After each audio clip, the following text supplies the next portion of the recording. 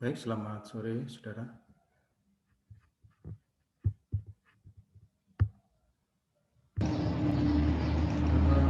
Sore Pak. Sore, Pak. Pada kesempatan yang lalu kita sudah bahas mengenai konsep bahasa dan otomata ini, namun perlu lebih diperjelas lagi. Saya ingin lebih memperjelas lagi tentang di mana posisi dari konsep bahasa dan otomata ini. Jadi di mana posisi dari teori bahasa dan otomata. Nah, kalau menilik bahasa, jadi kata bahasa, maka ini tidak jauh berbeda dengan konsep-konsep bahasa yang lainnya, di mana bahasa kita di komputer itu adalah bahasa formal.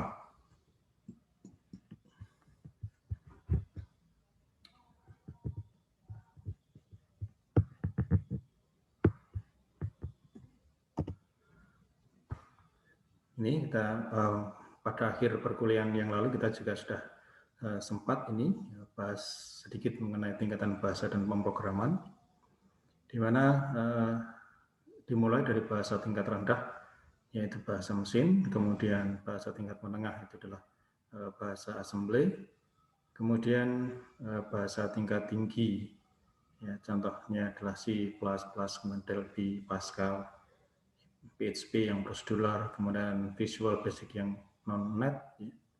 Kemudian bahasa tingkat sangat tinggi, jadi sudah mendekati bahasa manusia, ada orientasi object oriented and visual yang lalu PHP, kemudian Java, VB, Visual Basic yang net, kemudian Python, Golang, web, mobile, dan sebagainya. Nah, di sini kita melihat bahwa bahasa mesin itu adalah merupakan bahasa yang tingkat rendah, karena ya di sini dalam bahasa mesin itu isinya kode-kode ya. Jadi kalau misalkan biner yang dia tahunya hanya ada arus atau tidak arus, ya, benar atau salah, begitu saja. Sehingga simbol-simbol yang muncul dalam bahasa mesin itu ya seperti bahasa biner, ya. Jadi 10, 10, 10 begitu, yang sama sekali tidak dimengerti oleh kita. Jadi kita tidak tahu apa itu artinya, ya. Jadi manusia tidak mengerti apa yang, tapi itu oleh mesin yang tahu. Jadi artinya karena dia ini memperhatikan apa yang misalkan suatu karakter itu kodenya apa, dikodekan apa, kemudian suatu operasi itu kodenya bagaimana, suatu perintah itu kodenya bagaimana. Nah, itu semua dikodekan dalam kode-kode biner seperti itu. Nah, kita tidak mengerti, kita tidak mengetahui, jadi manusia tidak tahu. Nah, tetapi sementara bahasa tingkat tinggi, yaitu adalah bahasa yang dimahami oleh programmer, oleh manusia, oleh operator, tetapi itu tidak dimengerti oleh komputer, tidak dimengerti oleh mesin. Jadi sebenarnya perintah yang diinputkan oleh user atau programmer di sini, ini seperti misalkan print, lalu if, then, dan sebagainya itu tidak dimengerti oleh mesin. Nah, lalu bagaimana mesin dapat memahami kode program yang ditulis oleh programmer? Nah, untuk menjawab ini maka ya sama seperti yang sudah kita bahas pada pertemuan yang lalu, ya ini ya sama kalau misalkan antara dua orang yang berkomunikasi berbeda bahasa sementara mereka hanya mengetahui bahasa masing-masing, ya, maka ya perlu penerjemah. Jadi ada penerjemah yang mengetahui bahasa keduanya, ya, sehingga mereka bisa saling berkomunikasi.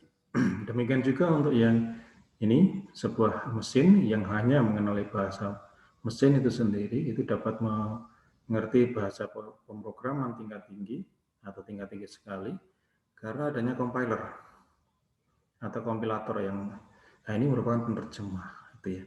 Sehingga dalam bagian proses kompilasi itu bekerja seperti ini. Jadi istilah program sumber. Program sumber itu adalah kode-kode program yang dibuat oleh programmer. Ini sementara program sasaran ini adalah sesuatu action yang harus dijalankan oleh mesin, oleh komputer. Nah, untuk bisa program sumber itu tadi dikerjakan oleh ini, dieksekusi oleh program di komputer, maka program sumber tadi ini harus melewati suatu jalur ini, analisis, suatu proses analisa. Yang pertama dalam proses analisa itu adalah penganalisan leksikal, atau di sini istilahnya scanner. Artinya, apakah bahasa yang kata-kata yang digunakan atau simbol-simbol yang digunakan di situ itu sudah tepat atau tidak. Yaitu di dalam penganalisan leksikal itu akan dibedakan mana yang merupakan variabel, mana yang terminal, mana yang non terminal, ya, kemudian mana itu merupakan perintah, mana itu kata-kata yang mungkin dilarang, ya, tidak dia boleh, ya, untuk menjadi variabel, atau mana yang merupakan value, mana yang merupakan pendefinisian dari ruang lingkup, ya. Jadi ruang lingkup dalam penulisan bahasa tadi, pemrograman tadi. Jadi di leksikal ini dianalisis, ya, dibedakan, diidentifikasi, ya. Jadi kata-katanya tadi diidentifikasi, mana yang variabel, mana yang nilai, mana yang perintah-perintah yang sudah paten. Gitu. Nah, kemudian berikutnya setelah itu lalu penganalisan sintaks. Ya, jadi penganalisan sintaks artinya di dalam penataan, ya, di dalam penataan perintah-perintah tadi, komen-komen tadi, codingnya tadi itu sudah tepat atau tidak. Ya, ini di parser. Ya, jadi misalkan kalau menulis ya if then else, ya itu sebenarnya ya if then lalu else, ya. Tidak else if then, nah tidak. Seperti itu. Jadi ada suatu tata aturan, suatu sintaksnya benar atau salah, ya. Nah, kemudian setelah itu masuk ke semantik. Di sini dalam semantik ini untuk konstruksi mana, untuk memahami makna, ya, arti. Jadi apa arti dari sintak yang sudah ditulis di bagian kode program tadi? Artinya apa? Maksudnya apa? Ini, ya, itu. Jadi kemudian ini nanti akan berfungsi untuk membangkitkan kode-kode antara. Ya, jadi kode-kode yang bisa menjembatani antara kode-kode yang ada pada program sumber tadi untuk bisa dimengerti oleh program yang ada di sasaran. Ini sehingga ada pembangkitan kode antara. Tuh, jadi penjembatan itu kemudian setelah selesai itu maka kemudian masuk ke proses sintesa. Ya, di mana pada proses sintesa ini ada pembentukan kode, ya. Jadi nanti kode-kode yang dimengerti oleh mesin tadi dan juga kode-kode biner yang ada di sini, kemudian pengoptimalan kode. Nah, inilah yang kemudian digunakan untuk mengeksekusi program sasaran. Nah, semuanya itu akan ini berkoordinasi atau berkomunikasi dengan tabel simbol. Ya, jadi tabel simbol itu semacam dictionary yang akan menjadi rujukan dari kesemua proses tadi. Nah, pada penganalisan leksikal juga merujuk ke tabel simbol. Kira-kira tabelnya itu valid atau tidak, benar atau salah. Ya. Kemudian sintak juga demikian, mana sintak atau parser itu juga berkoordinasi atau komunikasi dengan tabel simbol, kira-kira aturan atau urutan dalam perintah itu sudah benar atau salah. Ya, juga untuk makna itu juga mengikuti ini aturan yang ada pada tabel simbol yang melihat kira-kira dengan tata urutan semacam ini, sintak seperti ini, maka nanti artinya apa. Nah, artinya apa? Itulah yang kemudian nanti dibuatkan pembentukan kode. Ya, kode-kode tadi. Jadi urutan dari simbol-simbolnya sehingga ini bisa digunakan untuk pembentukan dasar pembentukan kode, ya, di rangkaian simbol-simbol di sini.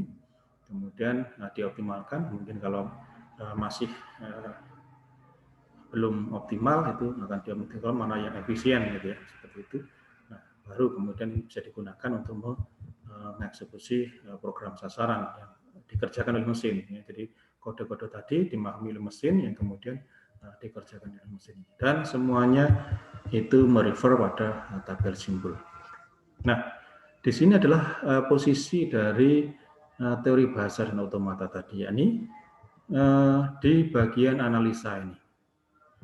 Ya, jadi dalam untuk menganalisa itu penganalisan leksikal, kemudian sintaks, selalu semantik untuk pembangkit kode antara. Ya, ini adalah peran dari teori bahasa di sini.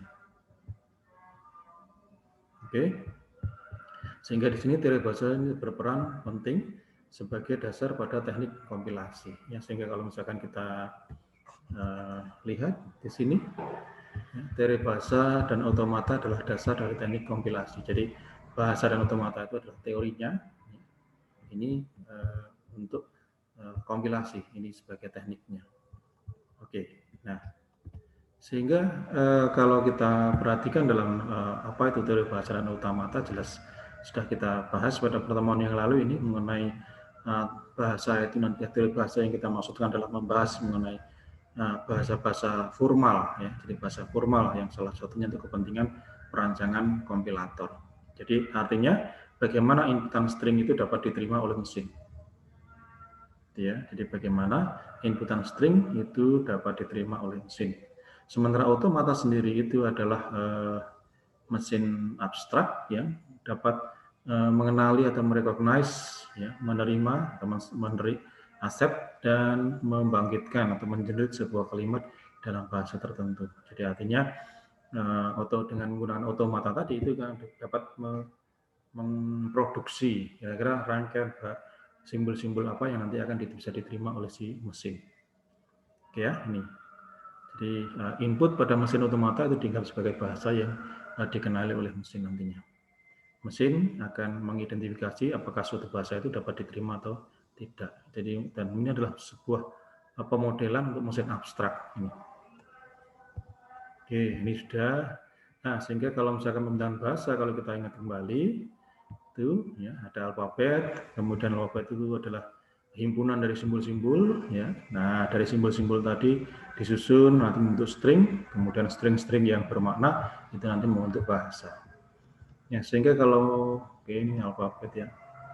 Kalau kita lihat ada string, panjang string, saya kira yang pertemuan yang lalu sudah.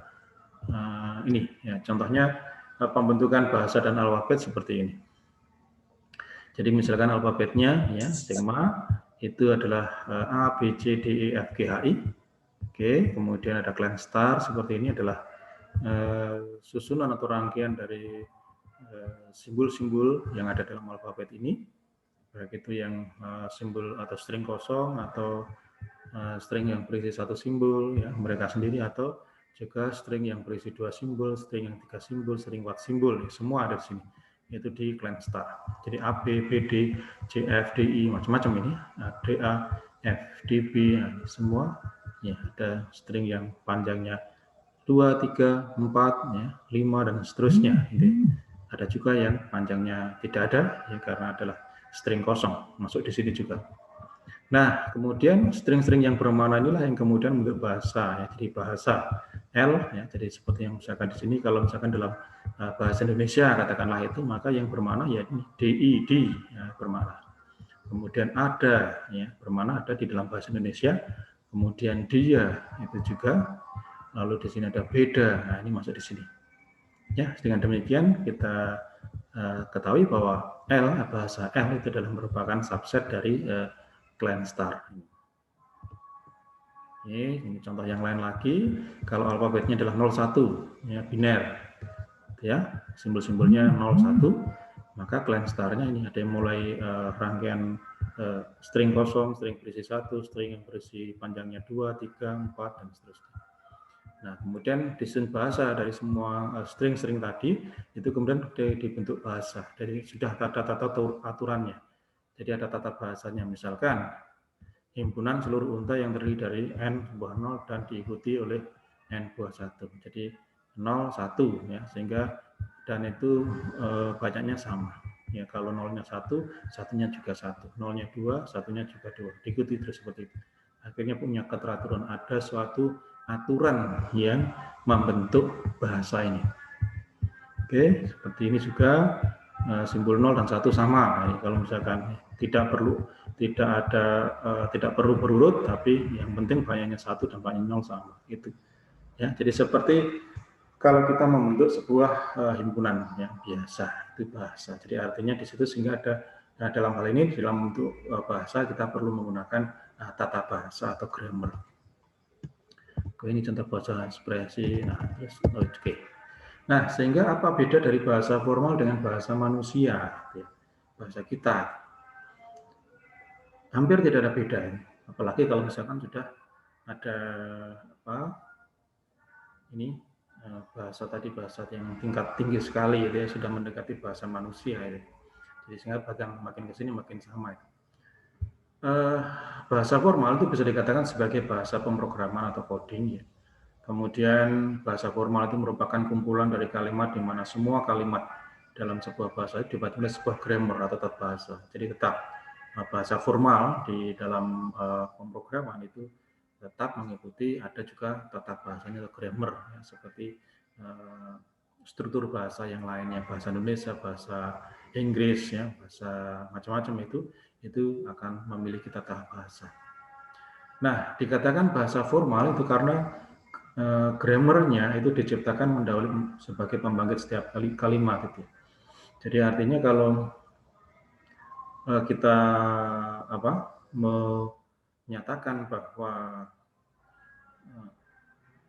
tata bahasa itu harus dibuat lebih dahulu. Ya, jadi nggak bisa kita bikin program itu langsung nulis komen-komen yang menulis misalkan fungsi, menulis langsung sudah sembarang begitu, nggak bisa. Ya. Maka begitu nanti akan dikompilasi dijalankan oleh komputer, ya jelas dia error kalau misalkan sintaknya itu salah. Gitu.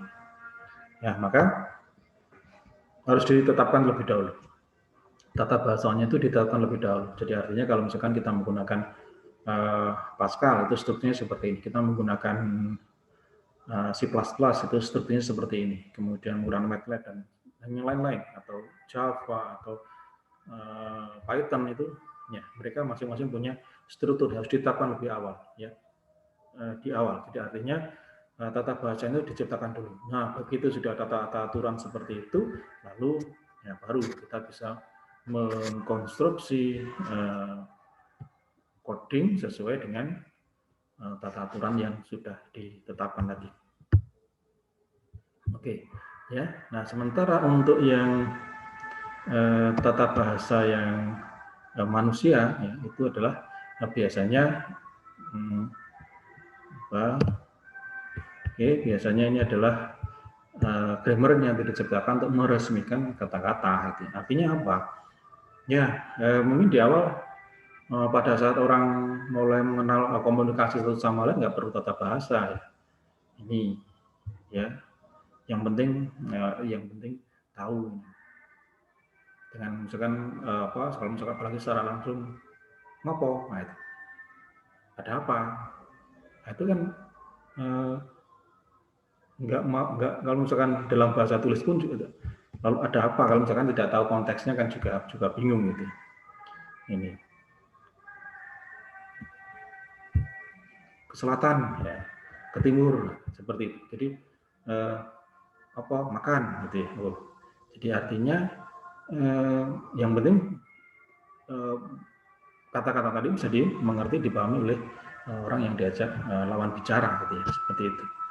Nah, ya sampai misalkan mungkin anak-anak kecil misalkan akan memahami dia ingin makan roti gitu ya. Roti makan. Nah, ini mam seperti itu. Nah, Itu tapi kalau untuk dieksekusi dalam dunia nyata itu bisa dipahami, kalau selama bisa dipahami oleh lawan bicara, nah it's okay, masalah itu dalam bahasa manusia. Nah baru kemudian kalau untuk lebih formal itu perlu ada suatu tata bahasa yang mengkonstruksinya. Jadi itu meresmikan kata-kata tadi. Ya, jadi misalkan ada subjek, predikat, objek. Ya, jadi bahasa itu kalimat tadi harus disusun oleh subjek, predikat, objek. Ini. Ya, berbeda dengan yang bahasa formal kita tadi. Bahasa formal, bahasa pemrograman harus mengikuti aturan, ditulis berdasarkan aturan, baru bisa dieksekusi. Tapi kalau bahasa manusia, maka tidak. Yang penting mudah kita bisa berkomunikasi satu sama lain, maka ya sudah, itu akan berkomunikasi. Yang penting mengerti satu sama lain, jadi sudah gitu.